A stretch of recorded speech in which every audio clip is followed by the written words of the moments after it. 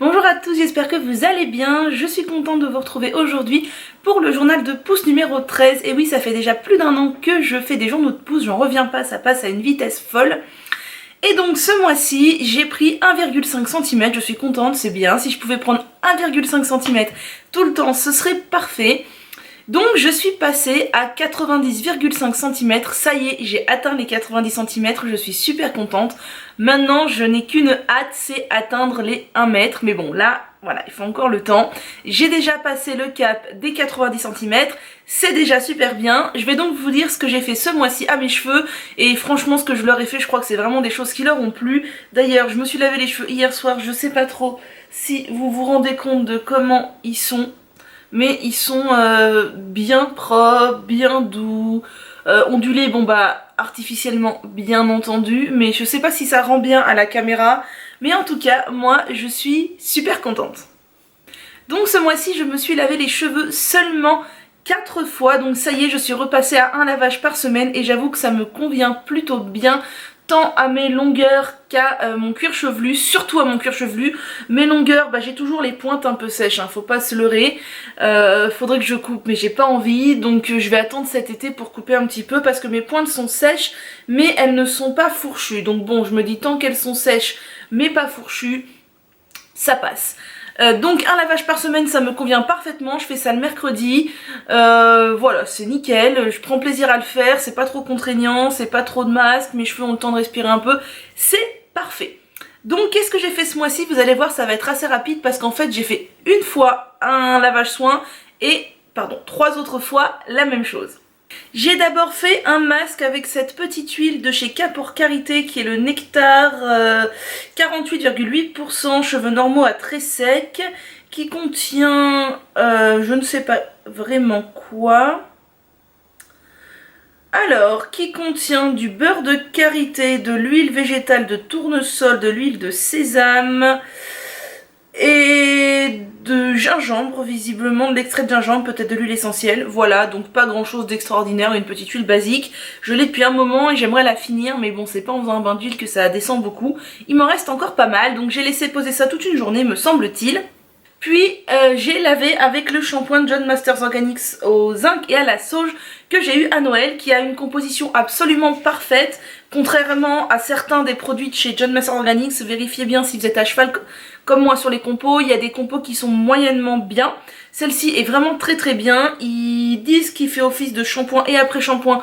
Moi j'ai quand même besoin d'un après-shampoing après, mais j'ai les cheveux longs, épais, un peu ondulés, enfin besoin d'après-shampoing.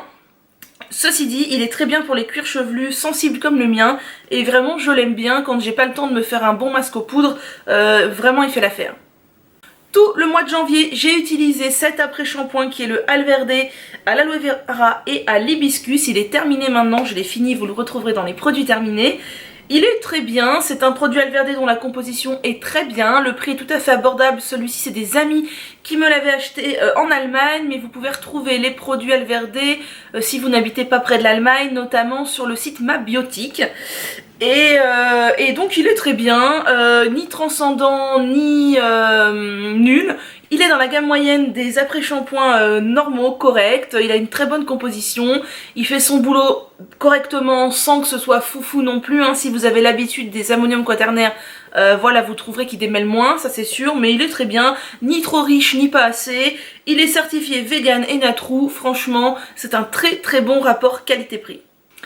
Et les 3 autres fois que je me suis lavé les cheveux, donc dont je me suis occupée de mes cheveux durant le mois de janvier, et j'ai fait 3 fois la même chose puisque j'ai commencé une sorte de cure. Ça a été initié par ma web copine Eliandra, si tu passes par là je sais que tu passeras, je te fais plein de bisous. C'est donc une cure de lait de coco. Alors moi je fais pas de cure de lait de coco purement parlant parce que je sais que ça va pas plaire à mes cheveux tant que ça de faire une véritable cure sur un long terme. Par contre j'ai entrepris de faire 3 mois, donc 3 x 4, 12 masques, crème de coco. Donc moi j'utilise la crème de coco de chez La Maison du Coco qui est certifiée bio et qui est très bien. J'utilise une boîte entière à chaque fois, vous allez voir pourquoi. Parce qu'évidemment si j'appliquais ça comme ça sur mes cheveux, j'aurais pas du tout besoin d'une boîte entière. Mais j'utilise une boîte entière à laquelle je mélange des poudres. Donc là j'ai re-rempli ma boîte, vous allez voir une vidéo qui arrive, ce que j'ai mis dedans. Donc il y a des poudres lavande, des poudres ayurvédiques et des poudres de plantes. Ma boîte était presque vide, maintenant elle est bien pleine. Voilà, j'adore, au moins je me prends pas la tête sur ce que je vais mettre sur mes cheveux, je prends dans ma boîte, je sais que c'est que des super poudres qui conviennent à mes cheveux. Je mélange uniquement avec de la crème de coco, je ne mets pas d'eau du tout.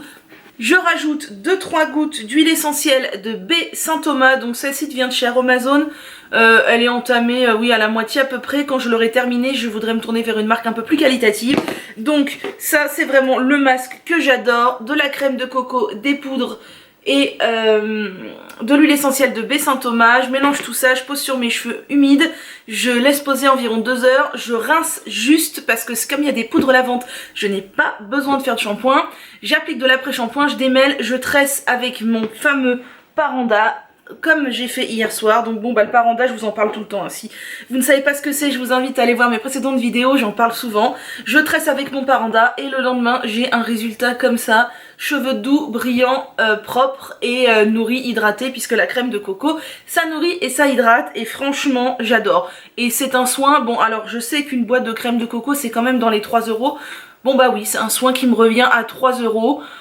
3 € par semaine, bon plus les poudres, tout ça, on peut dire c'est un soin, je sais pas moi, à 4-5 €, un soin à 5 € admettons. Mais je vais jamais chez le coiffeur, je ne fais pas de coloration, je ne fais pas de permanente, voilà. Et il y a des nanas qui utilisent 60 € chez le coiffeur tous les mois. Moi si je fais des masques pour donc 5 x 4, 20 € tous les mois, bah ça me revient à beaucoup moins cher qu'un passage chez le coiffeur. Voilà, et franchement ça c'est vraiment mon masque chouchou, les poudres, la crème de coco et l'huile essentielle de baie Saint-Thomas. Et sinon au niveau donc de l'après lavage de cheveux, leave-in, coiffage, etc. Ce mois-ci c'est simple, j'ai toujours fait la même chose et utilisé les mêmes produits, et je pense que ça convient plutôt bien à mes cheveux. Puis en plus je suis dans une phase où j'aimerais terminer un certain nombre de produits pour rester sur un nombre de produits un peu plus restreint parce que j'en ai beaucoup. Donc là je suis en mode un peu vidage de produits.